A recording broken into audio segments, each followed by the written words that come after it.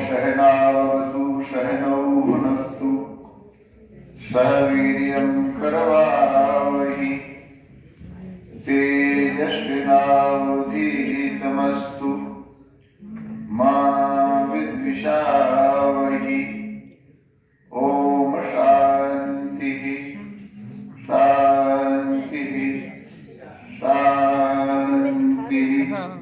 बोले श्री सद्गुरुदेव महाराज की, सच्चिदानंद भगवान की, बोलो भाई सब संतन की। सर्वकाल स्मरणीय, अर्चनीय और नित्य वंदनीय परम पूज्य श्री सद्गुरुदेव भगवान के श्री चरणों में कोट सा वंदन करते हुए वास्तविक सुख शांति और आनंद को चाहने वालों परमात्मा स्वरूप प्रभु प्रेमियों,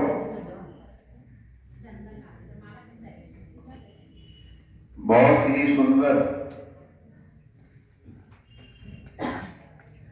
जितनी भी प्रशंसा की जाए उतनी कम, परम पूज्य माता जी के द्वारा लगाया हुआ ये बगीचा और बगीचे के एक एक फूल की आप सुगंधी ले रहे थे। मैं भी जब कमरे में था कान में आवाज आ रही थी, मैं सोच रहा था पता नहीं कौन विद्वान कहाँ का नया आ गया है जो शंकराचार्य से नीचे उतर ही नहीं रहा, वेदांत भक्ति वैराग्य से भी नीचे उतर रहा। इसलिए मैं पहले कहा करता था कि मैं हिंदुस्तान के संत समाज का महासचिव रहा हूं, पर हमारी विनीता तो आज कह रही, हम तो पहले से कह रहे थे कि माता जी जैसा हिंदुस्तान में हमने कोई देखा नहीं। और ये तरह तरह के जो फूल तैयार किए हैं, हंस तैयार किए हैं,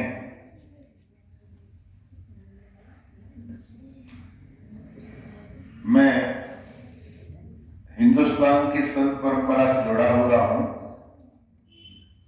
आश्रमों में आना जाना बना ही रहता है। ऐसा दृश्य देखने के लिए प्राय नहीं मिला करता। गिरिडीह के लोग तो सौभाग्यशाली ही, क्योंकि माता जी ने गिरिडीह में तीर्थ बना दिया।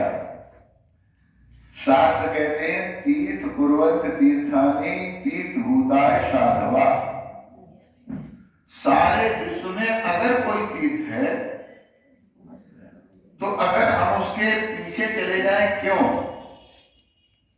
तो उस तीर्थ में किसी साधु की, महात्मा की, तपस्वी की, ज्ञानी की तपस्या सन्निहित होगी, वो वहां रहे होंगे, कुछ साधना आराधना की होगी। तो हिंदुस्तान भर के गुरु भक्तों के लिए, जिन्होंने एक बार भी पूज्य माता जी का दर्शन किया, उनके लिए तो गिरिडीह धाम सब तीर्थों से बड़ा तीर्थ है। और मैं स्वयं हरिद्वार से, ऋषिकेश से यहाँ तीर्थ में दर्शन करने के लिए, तीर्थाटन करने के लिए आता हूं। ये हमारी भाइयां तो पूज्य माता जी की देन है ही। ये फूल तो माता जी ने तैयार किए हैं, पर मैं जब अपने में झांकता हूं तो मुझे लगता है कि मैं भी आज जिस स्थिति में हूं वो केवल और केवल माता जी की कृपा से यहां तक पहुंचा हूं। अभी आप वेद वेदांत की बात सुन रहे थे, उससे सुन के मुझे लगता था हम कह सकते हैं माता जी हमारा स्वाभिमान है,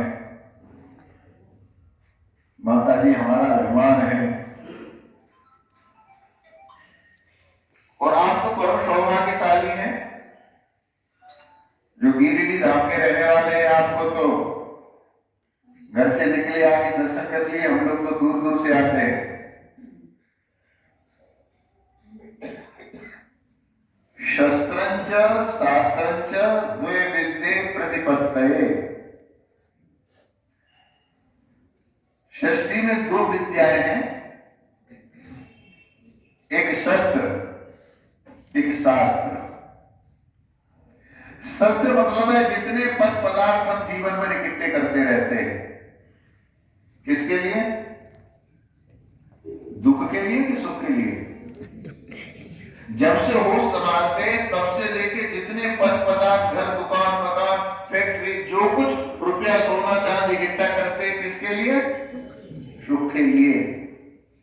लेकिन अंततः गत्वा ये दुख के कारण बनते हैं।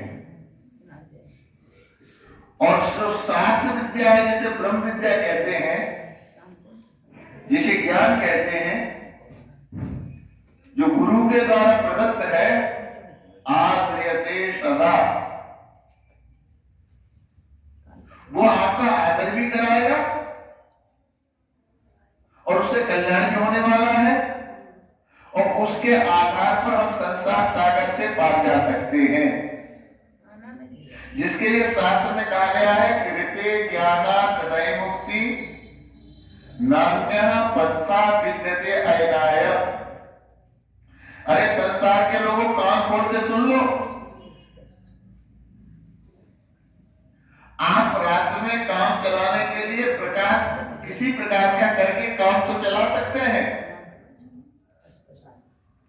लेकिन उस प्रकाश से रात्रि का विनाश नहीं हो सकता। रात्रि का विनाश तो तभी होगा जब सूर्य का उदय होगा।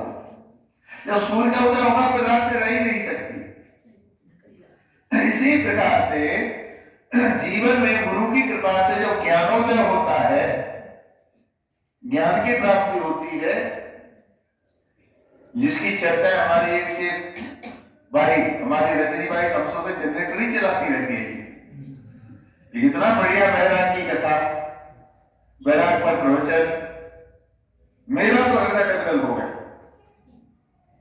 मुझे लगा वास्तव में पूज्य माता जी ने जो दिया वो हमारे भाइयों ने उसको लेके अपने हृदय में अंगीकार किया। लेकिन याद रखना, विशेष रूप से भाइयों के लिए, विद्या कभी पूरी नहीं हुआ करती है। जो मुमुक्षु होते हैं, गुरु भक्त होते हैं, उनको नित्य नई जिज्ञासा, कुछ और सीखने की लालसा बनी ही रहती है। तो मैं मुक्त कंठ से प्रशंसा करता हूं, परंतु यह आशा विश्वास करता हूं कि गुरु जी के द्वारा दिया हुआ ये ज्ञान, ये संपत्ति और बढ़ा है।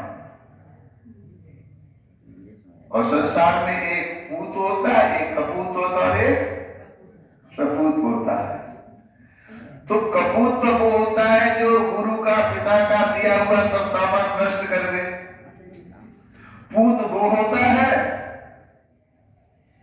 जो यथावत संभाल के रखे, और सपूत वो होता है कि उसमें और 14 चांद लगा दे। मैं दिल्ली से चला तो कलकत्ता से ब्रजमोहन जी का फोन आया, बोले आप जा रहे हैं? बोले हाँ जा रहे हैं। बोले कुछ करके आइए। बोले अब मैं क्या करके आऊंगा, माता जी बैठे हैं, सब ठीक हो जाए, चिंता मत।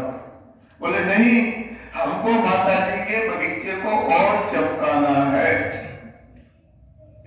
तो ये सपूतों का काम है। ये नहीं सोचना माता जी शरीर नहीं रहा तो क्या होगा, और 14 चांद लगाना, तब तो हम सपूत। और मुझे लगता है हमारी ये पुत्रियां हैं, जितनी भाइयां हैं, एक से एक योग्य है, सब वैराग्यवान है। पर वैराग्य की चर्चा जो मंच से की जाती है वो जीवन में भी होनी चाहिए। माता जी के स्वभाव के कारण,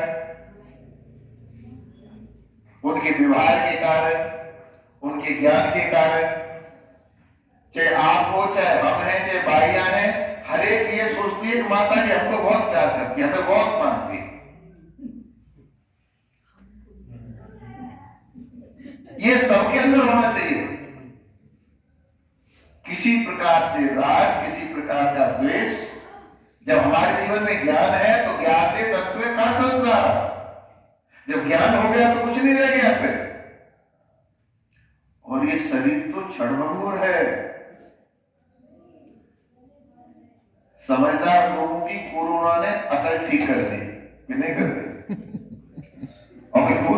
बैठे हुए तो कभी सुधरेंगे ही नहीं। ये तो पानी में बतासे की तरह जीवन है, कब क्या हो जाएगा पता है क्या? इसलिए बमला जी कह रही जल्दी बंद करो। सारे होते हैं ना, सारे को समझना चाहिए। तो आप बहुत सौभाग्यशाली हैं, पूज्य माता जी के दिए हुए ज्ञान को अपने जीवन में धारण करें। मैं आप सबके लिए शुभकामना करता हुआ वचनों को विराम देता हूँ। ओम सर्वे भवन्तु सुखिनः, सर्वे सन्तु निरामयाः, सर्वे भद्राणि पश्यन्तु, मा कश्चित् दुःखभाग् भवेत्। ओम शांति शांति शांति।